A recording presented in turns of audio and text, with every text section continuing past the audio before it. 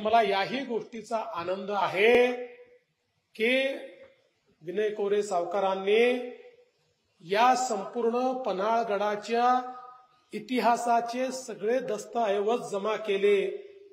आपल्याला माहिती आहे हेरिटेजचं स्ट्रक्चर आहे।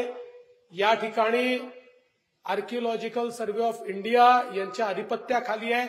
एक वीट जरी लावायची असेल, एक दगड जरी लावायचा असेल तरी त्याचं प्रमाणित चित्र लागतं की 1600 साली तो कसा होता, अशा प्रकारचं 1600 सालचं दाखवणारं प्रमाणित चित्र लागतं।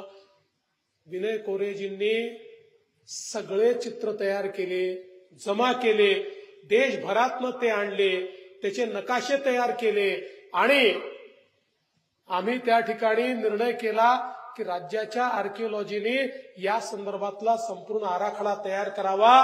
आता तो आराखडा देखील तयार होतो आहे आणि मला विश्वास आहे की या महाराष्ट्रामध्ये महाराजांच्या किल्ल्यापैकी पहिला किल्ला हा पन्हाळगड असेल, जो पूर्णपणे शिवकालीन पुनर्निर्मित होईल। मागच्या काळामध्ये आम्ही रायगड प्राधिकरण तयार केलं, संभाजीराजांना त्याचं प्रमुख केलं, रायगडाचं काम चाललेलं आहे। पण आपल्याला माहिती आहे रायगडावर त्या ठिकाणी स्वराज्याची निशाणी मिटवली पाहिजे, म्हणून मोगलांनी आणि इंग्रजांनी देखील इतका अत्याचार केलाय की त्याला बराच काळ, थोडा काळ लागणार आहे।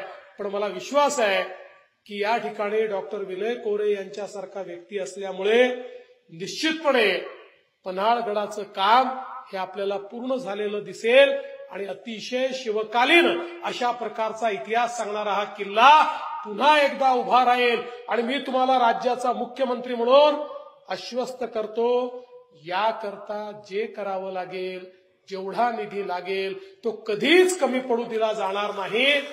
या इतिहासाशी जुडण्याची संधी मिळणं हा देखील आमच्या जीवनातला एक अत्युच्च क्षण आहे। आणि त्यासोबत ज्योतिबाचा डोंगर, ज्योतिबा जे आपलं आराध्य दैवत आहे, त्याचाही अतिशय सुंदर आराखडा हा सावकारांनी तयार केला, त्याला आम्ही मान्यता दिली। पण त्याचं प्राधिकरण झालं पाहिजे हे सावकारांचा पहिल्या दिवशीपासून आग्रह होता। त्यांनी आताच माझ्या निदर्शनास आणून दिलेलं आहे। काही लोक ते करत नाही आहेत।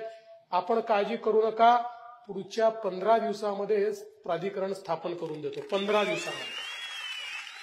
आणि हा जो अतिशय सुंदर आराखडा आपण तयार केलेला आहे, निश्चितपणे त्या आराखड्याला देखील त्या ठिकाणी वास्तविकतेत आणण्याचं काम आपण करू।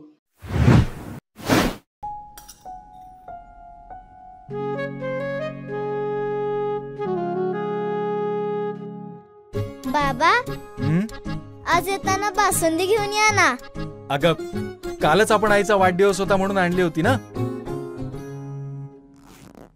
ऐकलं, गोकुळची बासुंदी पुन्हा खावीशी वाटतेय। खरं सांगू, मलाही खावीशी वाटतेय। पुन्हा पुन्हा खावीशी वाटणारी गोकुळ बासुंदी।